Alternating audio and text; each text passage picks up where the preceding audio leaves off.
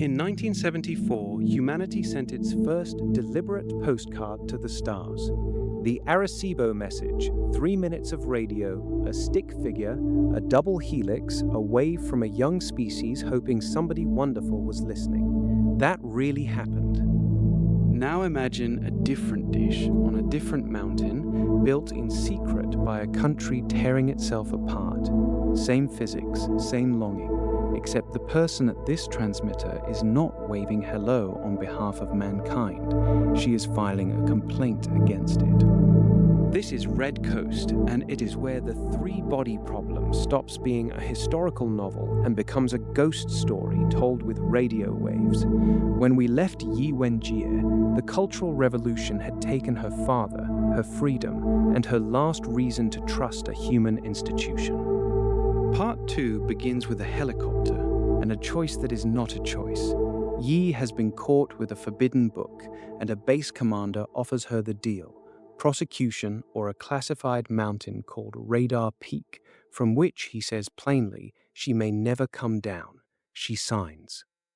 And here is the first thing to notice about this section of the novel. For Yi, the prison is a rescue. Red Coast has warmth, purpose, equations, and no mobs. The place built to shout at the stars is the first place on Earth that is quiet enough for her to think. Liu is careful with this irony. He does not underline it. He just lets you watch a shattered person fall in love with a weapon. The base's cover story is missile defense. Its real mission, revealed to Yi slowly in one of the book's best sustained reveals, is contact. China's secret ear and mouth pointed at the sky, the Cold War SETI program that never made the history books because it never existed, but it could have. That is Liu's trick everywhere in this novel. The fiction is always one filing cabinet away from the real world. Now the physics, and the book earns a minute of it. Radio dims with the square of distance. Double the distance, a quarter of the signal, which is why interstellar conversation is a rich civilization's game. You need power on a scale nations cannot spare. Yi's discovery, staring at data nobody else bothered to read, is that the sun itself can be used as an amplifier. Bounce a shaped transmission off the right layer of the solar atmosphere, and the star will do the shouting for you. A woman with a 1970s military transmitter and one good idea can speak with the voice of a sun. The mechanism is fiction, invented for the novel, and we should say so honestly, but the shape of it is real science.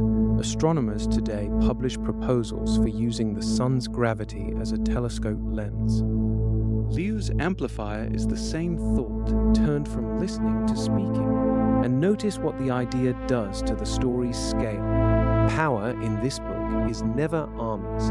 It is leverage. One person, one lever, one star. Which brings us to the idea this whole novel is built on. The SETI pioneers, Drake, Sagan, the Arecibo generation, worried about a question they mostly treated as philosophical. Who speaks for Earth? Their answer, in practice, was committees, protocols, the slow machinery of consensus. Liu's answer is colder and, I think, truer. Whoever is standing at the transmitter. Consensus is a fiction of peacetime. In reality, the species' outgoing mail is written by whichever individual happens to hold the key, in whatever decade of their private grief they happen to be holding it. On a silent afternoon shift, she aims the dish at the sun, and she presses transmit. The test works better than anyone at Red Coast ever knows. Why does this section matter so much? Because it quietly rewrites the meaning of every real photograph of every real radio telescope you have ever seen.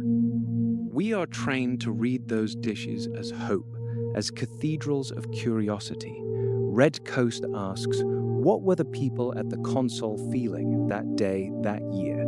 8 watts or 8 megawatts, despair transmits at exactly the speed of hope. Yi stays on the mountain. Years pass. She marries quietly. The base becomes her whole biography.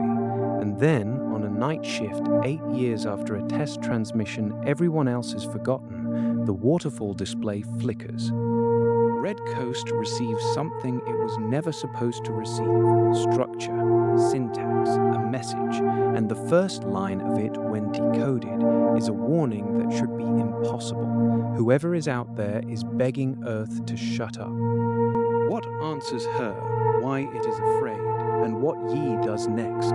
That is where this story becomes one of the great dark thought experiments in science fiction. Next time, Part 3, The Countdown. The book is The Three-Body Problem by Liu Cixin. Read ahead of us if you dare.